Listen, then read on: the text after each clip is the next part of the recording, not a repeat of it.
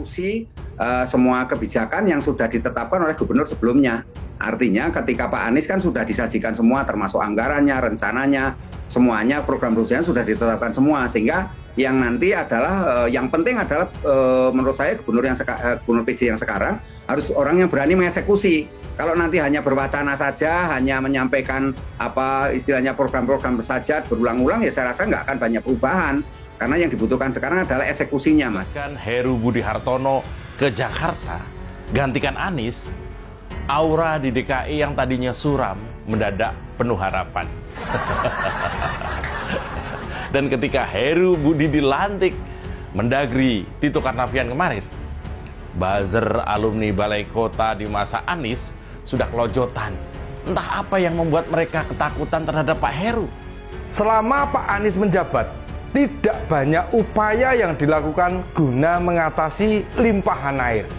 Makanya tidak heran banjir berulang kali terjadi di Jakarta. Pak Heru Budi yang baru 2 bulan menjabat gubernur tak perlu menunggu lama untuk bergerak. Ini bedanya Anies dengan Heru Budi. Dan ini yang bikin citra Anies nyungsep. Sok bicara kolaborasi lah, keberpihakan lah. Dia sendiri nggak berpihak ke warga. Dia sendiri mana mau kolaborasi sama Kementerian PUPR. Sekarang telak nih ya, otomatis kena sliding Heru Budi dan Menteri Basuki. Ngurus Ciliwung aja nggak benar. Kok mau jadi presiden? Ternyata pendukung Anies sangat khawatir. Ada yang bisa kerja beneran jadi gubernur.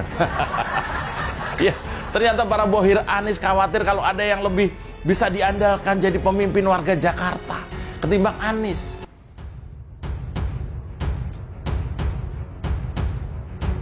PKS versus PDIP soal Heru Budi disebut ingin hapus jejak Anies. Slogan DKI Jakarta di era PJ Gubernur Heru Budi Hartono berganti. PKS menilai pergantian slogan itu terkesan menghapus jejak Anies Baswedan di Jakarta. PLT Kepala Dinas Komunikasi, Informatika dan Statistik DKI Jakarta, Raiders Arianto, menyampaikan slogan itu bakal digunakan setelah ada surat keputusan di Gubernur DKI. Slogan baru DKI yakni Sukses Jakarta untuk Indonesia. Raiders mengatakan slogan baru itu dibuat untuk mengantarkan perpindahan ibu kota dari Jakarta ke Nusantara. Dia menyebut perubahan logo merupakan bagian dari rencana pembangunan daerah atau RPD.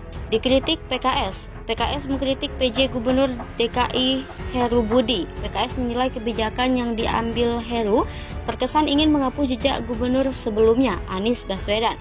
Sejumlah kebijakan yang disorot antara lain adalah mencopot sekretaris daerah di DKI Jakarta, Marullah Matali, hingga mengganti slogan menjadi Sukses Jakarta untuk Indonesia. Menurut Iqbal, slogan Jakarta Kota Kolaborasi tak perlu diubah.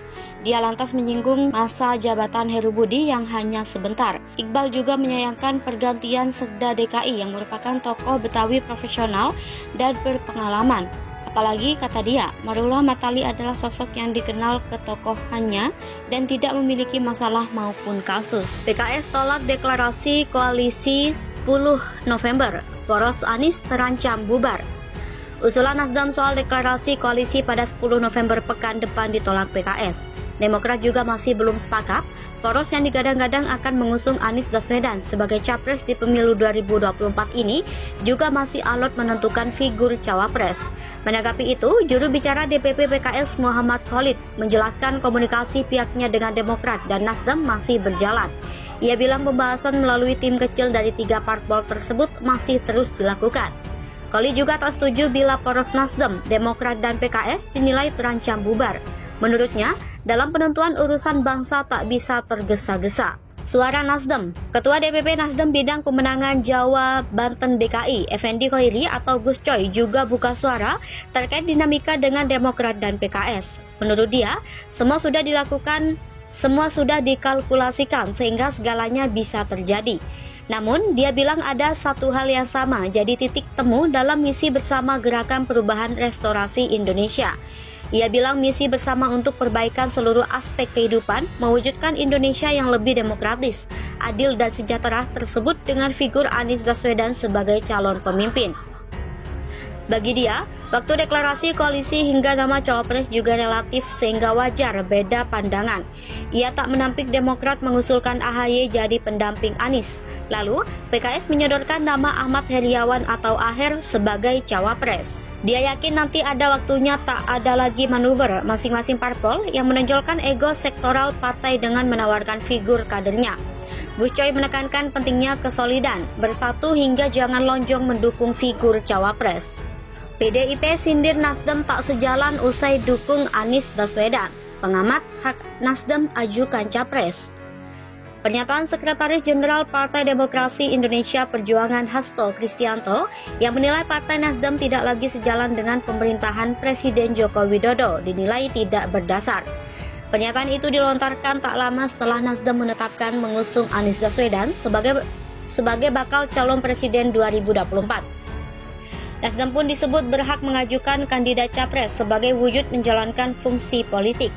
Bawono mengatakan, penilaian apakah Nasdem masih sejalan atau berseberangan dengan pemerintahan Jokowi tidak bisa hanya berdasarkan sikap mereka yang mengusung Anies sebagai capres 2024. Menurut dia, Nasdem mempunyai hak untuk mendukung siapapun kandidat yang dinilai layak untuk diusung dalam pemilihan presiden 2024.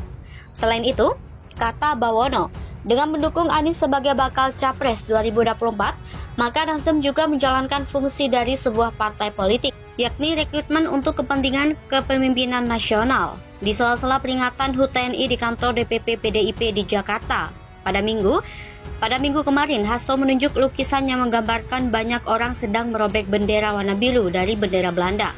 Dia pun menyinggung warna biru yang dirobek dalam lukisan itu. Lebih jauh, Hasto menyebut biru itu kini juga terlepas dari pemerintahan Presiden Joko Widodo. Namun Hasto enggan menyebut secara gamblang siapa biru yang dimaksud.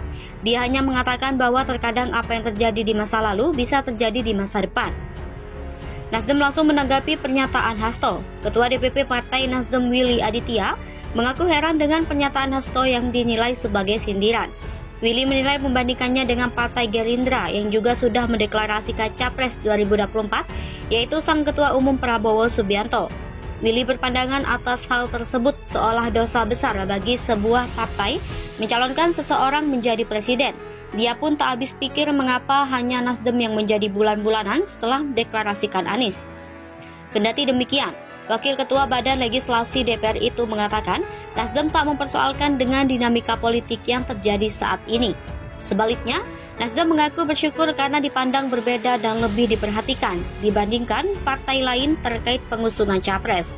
Terkait etika politik yang disinggung Hasto, Willy mengaku sepakat dengan pernyataan itu. Dia mengungkapkan kembali pernyataan Hasto bahwa sebagai partai pendukung pemerintah harus memastikan kesuksesan dan keberhasilan Presiden Joko Widodo sampai akhir masa jabatan. Willy menegaskan Nasdem akan turut memastikan bahwa kepemimpinan Presiden Jokowi bakal selamat hingga akhir masa jabatan.